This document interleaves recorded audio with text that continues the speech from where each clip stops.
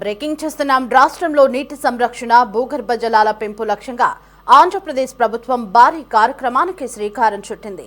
నీటి భద్రత, సాగునీటి సంఘాల బాధ్యత పేరుతో 100 రోజుల ప్రత్యేక కార్యాచరణను ముఖ్యమంత్రి చంద్రబాబు ప్రకటించారు. ప్రజల భాగస్వామ్యంతో జల సంరక్షణను ఒక ఉద్యమంలా ముందుకు తీసుకువెళ్లాలని ఆయన పిలుపునిచ్చారు.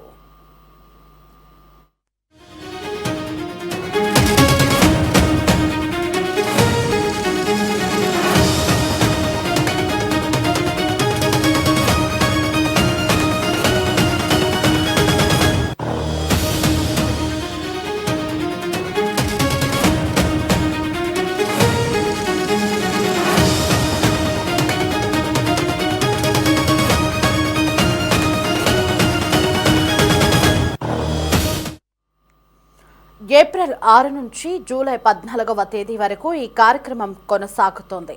ఇందులో భాగంగా రాష్ట్రంలోని సాగునీటి సంఘాల సభ్యులతో ముఖ్యమంత్రి టెలికాన్ఫరెన్స్ నిర్వహించి రాబోయే 100 రోజుల ప్రణాళికలపై వారికి దిశానిర్దేశం చేశారు.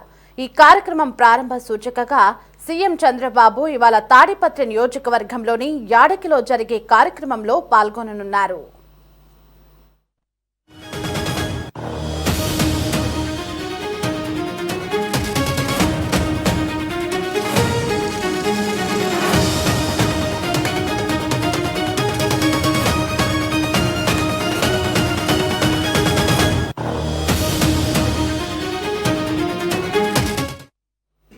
నీటి భద్రత కేవలం ప్రభుత్వ బాధ్యతే కాదని, ఇందులో ప్రజల భాగస్వామ్యం అత్యంత కీలకమని ముఖ్యమంత్రి చంద్రబాబు స్పష్టం చేశారు.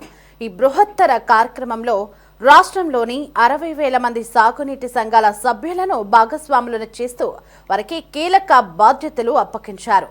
ప్రతి నీటి చుక్కను ఒడిసి పట్టుకోవాలి, ప్రతి బొట్టును సంరక్షించుకోవాలి, భూగర్భ జలాలను పెంచాలి అనే నినాదంతో ఈ కార్యక్రమాన్ని విజయవంతం చేయాలని కోరారు.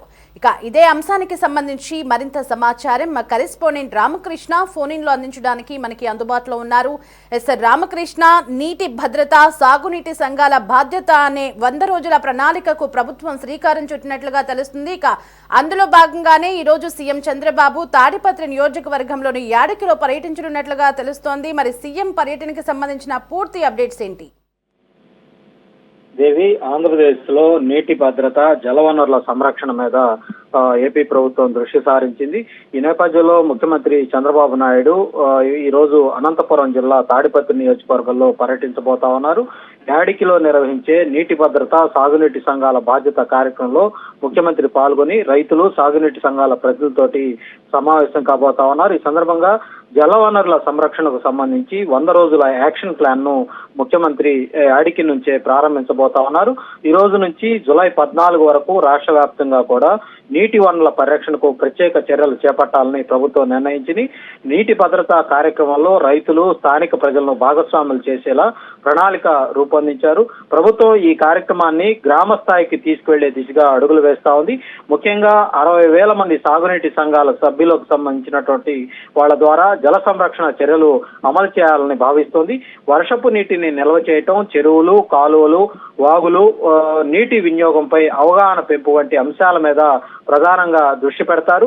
ఇప్పటికే అన్నమయ్య జిల్లాలో చేపట్టినటువంటి చర్యలకు మంచి ఫలితాలు వచ్చినట్లుగా కూడా రాష్ట్ర ప్రభుత్వం గ్రహించింది. అదే విధానాన్ని రాష్ట్ర వ్యాప్తంగా కూడా విస్తరించేలా ఆ లక్ష్యంతోనే ముందుకు వెళ్తా ఉన్నారు. ముఖ్యంగా భూగర్భ జల మట్టాలను పెంచేందుకు మిషన్ మోడ్ లో పనిచేయాలని కూడా ప్రభుత్వం భావిస్తా ఉంది.